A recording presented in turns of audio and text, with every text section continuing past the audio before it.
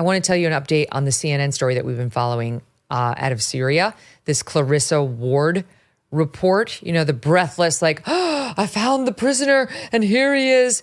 We've gone over this with you, so I think you know the story by now. We did it on Friday. We did it again on Monday, just very quickly.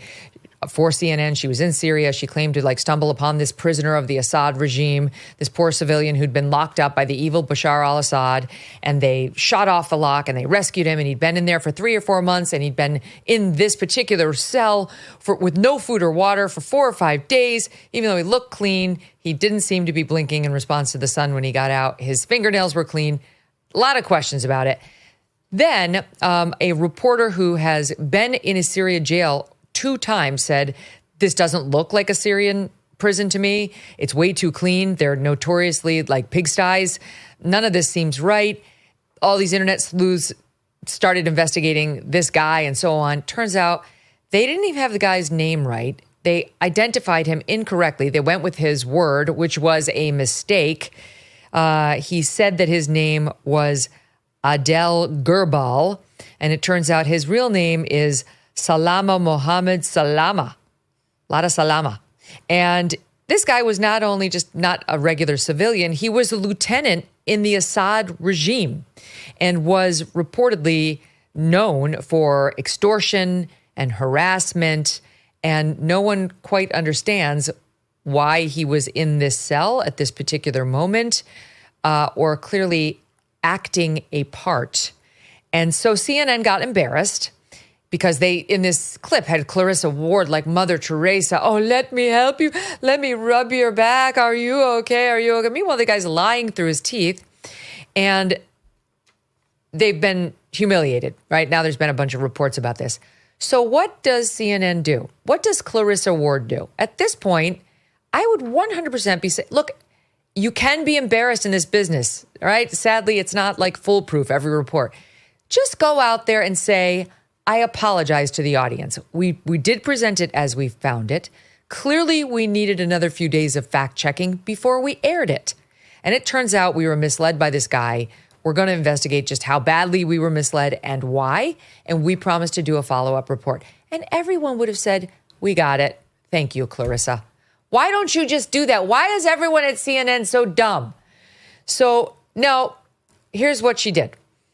On Wednesday, when they broke, first she tweeted out, one of the most extraordinary moments I've witnessed in nearly 20 years as a journalist. Then the blowback had started by the time we hit the weekend. It was like on Friday. And she tweets out, the man from our report reunited with a family member, showing pictures from the Syrian Red Crescent.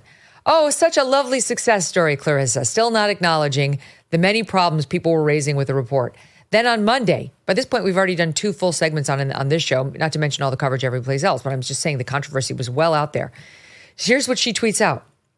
We can confirm the real identity of the man from our story last Wednesday as Salama Mohammed Salama. Like, as if in the original report, she had said, we found this man, but he speaks a language we don't understand, and therefore we don't know what his name is, but we'll get back to you. That would have made, we can confirm the real identity of the man as Salama Mohammed Salama, an appropriate tweet. Like, oh, our audience knows we're digging, and we finally struck gold, and we've got his name for you. This does not acknowledge at all the fact that we at CNN misidentified an untrustworthy player in our piece by a name he gave us that was not his. We apologize for that error, and we've also been made aware of many other red flags all over our report, which we will investigate now too. None of that's in there. She's trying to get credit for having corrected her erroneous report without acknowledging the error, which is not consistent with journalistic standards or practices, and she knows that. And so does CNN. You are further embarrassing yourself. You made a mistake, fix it, and move on. Stop doubling and tripling down so that you don't have to acknowledge you effed up. It's actually not brain surgery. Just own your mistakes. And then the CNN report that she linked to styles the discovery of this man's real name as follows. As CNN continued to pursue information about the freed prisoner after the original report, Multiple residents said the man was not, as we had previously identified, or as, no, they didn't say that, but was not Adele, whatever his name is. Okay, so as CNN continued to pursue information about the freed prisoner after our original report, like we were just doing normal follow-up that we would do in any circumstance after we put a story to bed. Bullshit. In the normal story, after it's to bed, you move on, you find the next story. You don't continue kicking the tires on whether the guy's name is real. You did that because you were humiliated by the Syrian fact-checking organization that's been doing good work and holding people's feet to the fire. And they were the ones who said, none of this is right.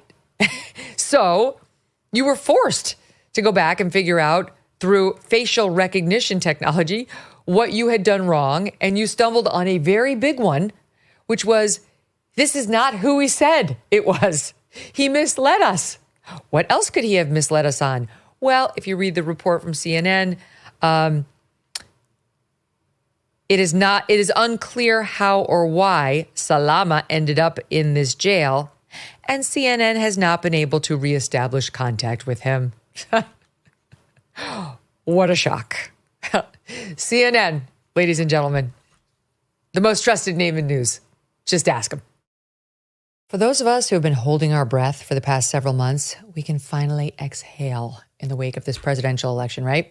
Work can finally be done on the major issues that this country's facing, and one of the most significant is our national debt. Look, the fact is our nation's broke, and that debt is a house of cards that cannot be quickly dismantled by anyone. So the strategy remains the same when it comes to your investments. You might want to diversify your savings. Virtually all the experts say that's a good idea.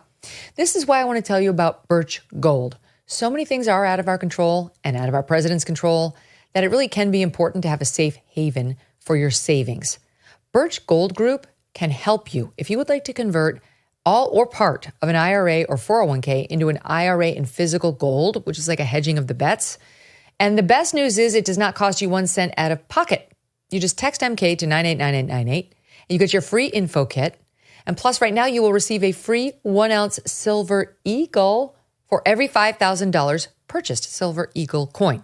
Protect your savings with Birch Gold. Text MK to 989898 and claim your eligibility for free silver today. Thanks so much for watching. If you like what you just saw, hit the subscribe button for more clips and full episodes.